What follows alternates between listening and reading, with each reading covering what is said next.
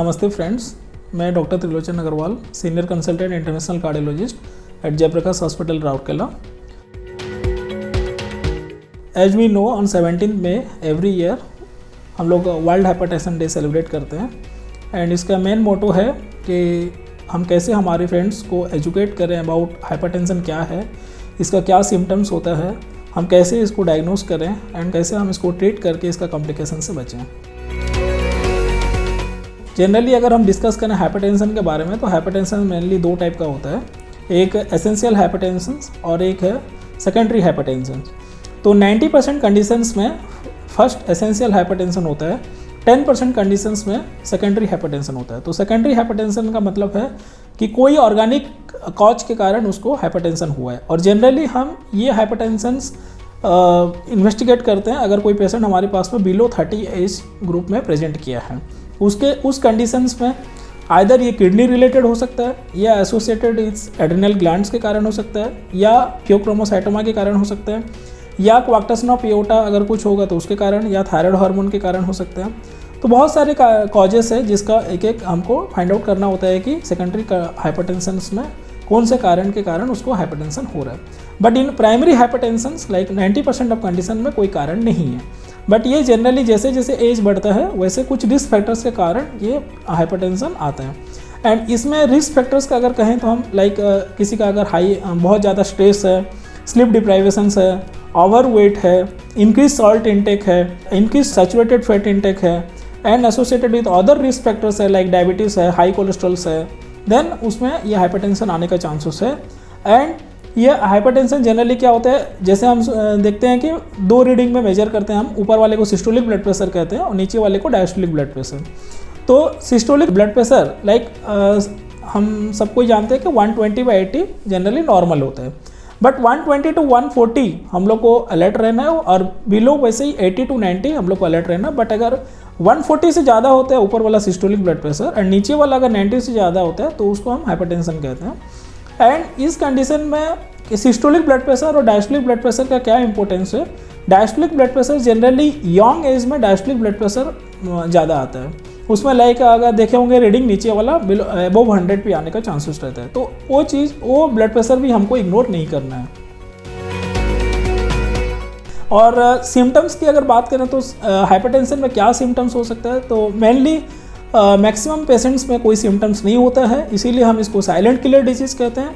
But few patients में कुछ लोगों में ये हेडेक कर सकता है, हैवीनेस ऑफ हेड हो सकता है एंड चेस्ट हैवीनेस हो सकता है।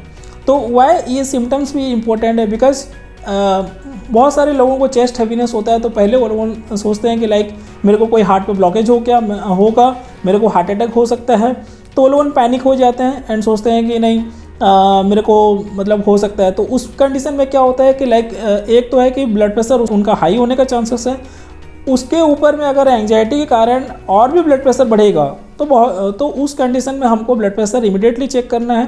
एंड अगर if it is high blood pressure है तो उसको कंट्रोल करने से वो चेस्ट हैवीनेस हम अवॉइड कर सकते हैं। देन उसके बाद में हम डायग्नोसिस का बात करें तो डायग्नोसिस जैसे मैंने बताया कि प्राइमरी हाइपरटेंशन में बहुत ज़्यादा कोई कॉज नहीं रहता है, बट उस कंडीशन में हमको रेगुलर बीपी मॉनिटर करना है and cool and rest condition में हमको बीपी मॉनिटर करना है।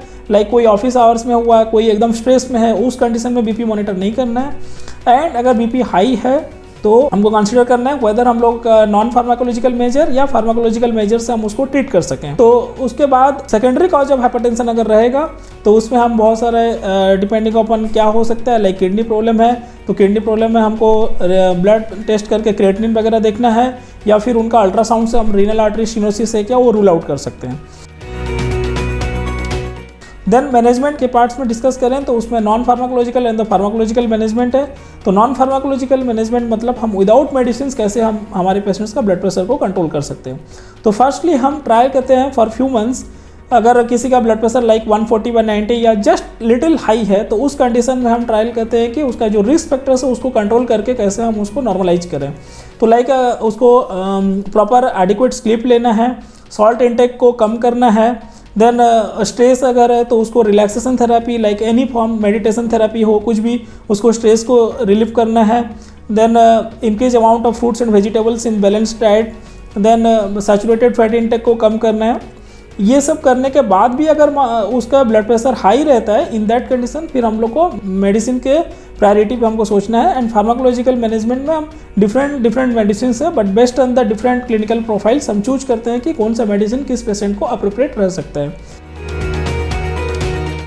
जनरली आज का इम्पोर्टेंट पॉइंट ये है, जैसे वर्ल्ड हाइपरटेंशन डे 2024 का थीम है major your blood pressure accurately, control it and live longer. Means हम लोग को अर्ली स्टेज में ब्लड प्रेशर मॉनिटर करना है, इसको कंट्रोल में रखना है, सो दैट हम अपने long term complications like hypertension के कारण आइड रेटिनल डैमेज हो सकता है, ब्रेन स्ट्रोक हो सकता है, कार्डियक हार्ट फेलियर हो सकता है, किडनी डैमेज हो सकता है, और भी बहुत सारे कुछ प्रॉब्लम हो सकते हैं।